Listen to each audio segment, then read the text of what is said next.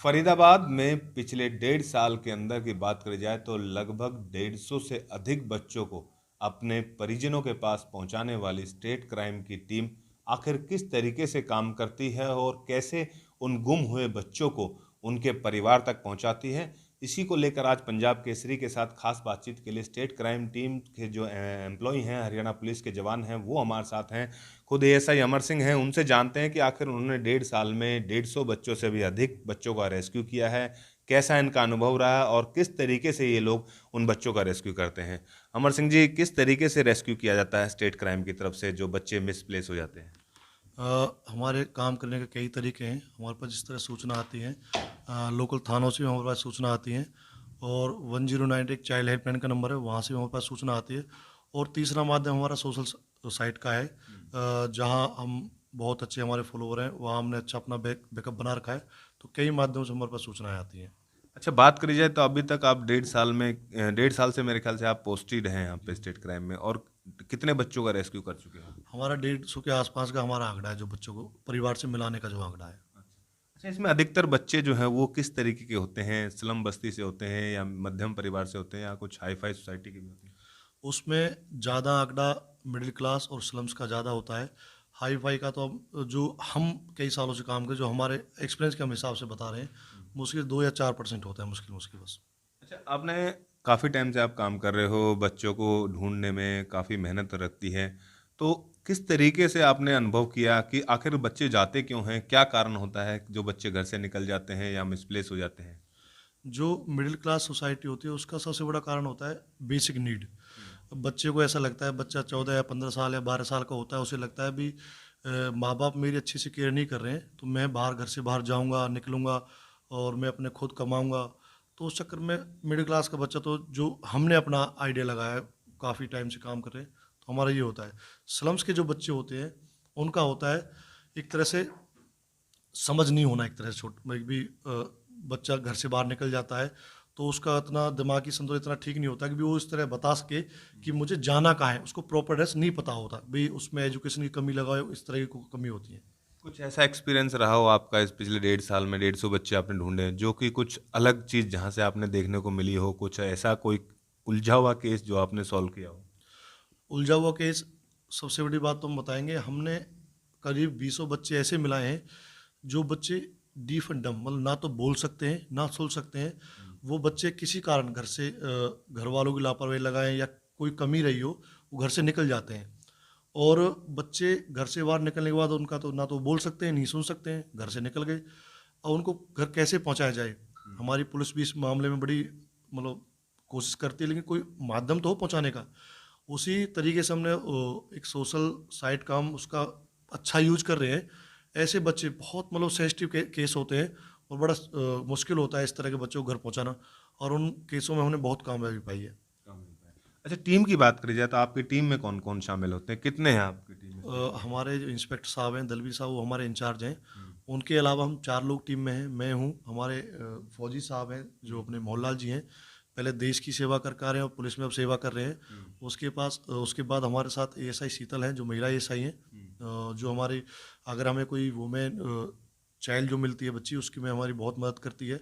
और हमारे साथ एक दीपक हैं, जो 4 लोगों की हमारी टीम है। और हमारे इंस्पेक्टर दलवीर साहब है, जो हमें कोऑर्डिनेट करते हैं बहुत अच्छे से। अच्छा, अक्सर आपने देखा है कि बच्चे जब यहाँ से निकल जाते हैं, क्या फरीदाबाद के ही बच्चे होते हैं या आप कहीं का भी आपके पास कोई केस आ जाता है तो इस तरीके से भी? जो हमने अपना नेटवर्क बनाया, हमने नॉर्थ इंडिया में कई ग्रुप चला रखे हैं, जिसमें चाइल्ड लाइन, CWC जो child welfare committee, bench of magistrate जो होती है, उनके लोग जुड़े हुए हैं। और जितने सेल्ट्रॉम चले हुए हैं हमारे दिल्ली NCR के, तो बाई फेस सभी से हमारी मुलाकात है। उनके साथ हमारा कोऑर्डिनेशन है। वो लोग हमें इन्फॉर्मेशन मुहैया कराते हैं कि भी ये बच्चा हमारे पास आया हुआ है 2 महीने से, 4 महीने से। और हम फरीदाबाद से बाहर के लोगों को भी हम बहुत बच्चे हमने मिलाए हैं परिवार से। कोई ऐसा भी आपने हादसा देखा होगा कि जो बच्चे मिसप्लेस हो जाते हैं उनको कोई मजबूरी मजदूरी करवाई जाती है या कुछ ऐसा कोई गलत काम उनके साथ होता हो जिस तरीके से जो बच्चे गुम हो जाते हैं, ऐसा भी देखा होगा आपने कुछ? बाल मजदूरी में हमने बहुत ऐसे बच्चे देखे हैं। हम्म। जो मिडिल क्लास के जो बच्चे लापता होते हैं, उसमें बहुत बड़ा कारण होता है, बच्चा घर से निकल तो जाता है, लेकिन क्या होता है, बच्चा घर से बाहर जाके वही बाल मजदूरी में फंस जाता है। ये सच्चाई है।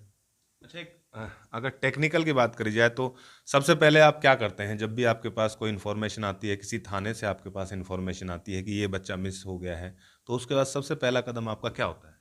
अगर बच्चा हमें रिकर हुआ है, हम्म। अगर बच्चा हमें रिकर हुआ है, तो सबसे पहले प्रयास में अगर बच्चा हमारे नियर बाई है, तो हम खुद जाके मौके पे बच्चे की काउंसलिंग करते हैं। हम्म। अगर बच्चा हमारे से आउट ऑफ स्टेशन दूर है, किसी दूसरे डिस्ट्रिक्ट में है, तो बच्चे के फ़ोन के माध्यम से हमने एक अलग से परफॉर्मा बना रखा है, उसमें उसमें उसका बच्चे का नाम, पिताजी का नाम, उसके कोई मामा, माई या बुआ जी, किसी का भी नाम वो बच्चा बताए, उस क्लू के आधार पर हम काम करते हैं। या बच्चा अपने लोकल एरिया का नाम बताए, तो हम गूगल की उसमें मदद लेते हैं। तो इस तरह से हमने कैटेगरी बनाई हुई है, भी किस कैटेगरी वो बच्चा हमें मिलता है, उस पर डिपेंड करता है। अच्छा, क्या बच्चे ही ज़्यादातर आप जो है वो ढूंढते हैं या कुछ बड़े भी ऐसा कोई केस आता है आप लोगों के पास कि जो बड़ों को भी आप ढूंढ कर निकालते हैं?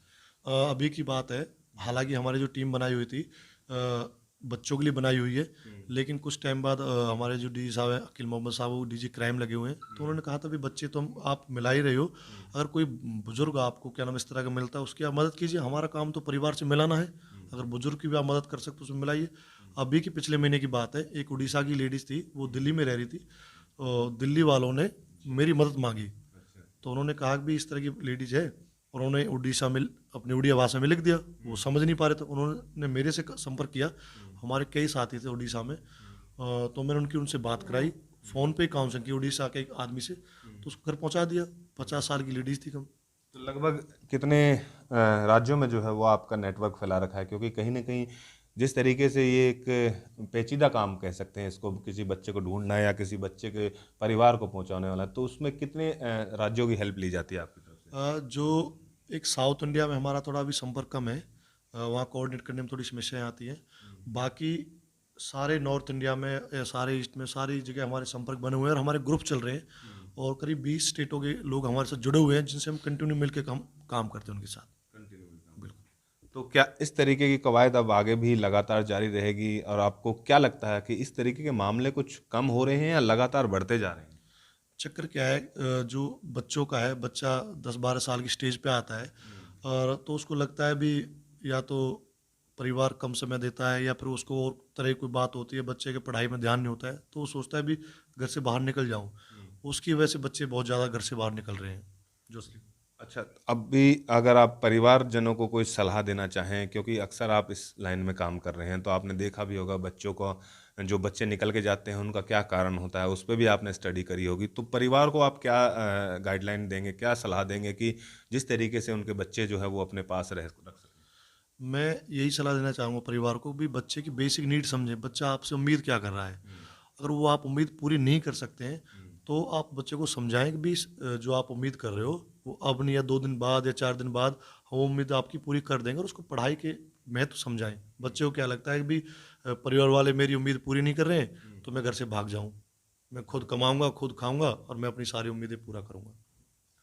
तो ये स्टेट क्राइम की तरफ से अमर सिंह जी हैं, एएसआई अमर सिंह, हरियाणा पुलिस के जवान हैं, और इनकी पूरी टीम है जो कि इस तरीके की मुहिम में लगातार पिछले 1.5 सालों से लगी हुई है। और 1.5 सालों को अगर आंकड़े की बात करी जाए तो लगभग 150 से ऊपर के बच्चे जो है वो ये लोग ढूंढ चुके हैं, और उन बच्चों को उनके परिजनों तक पहुंचा चुके हैं।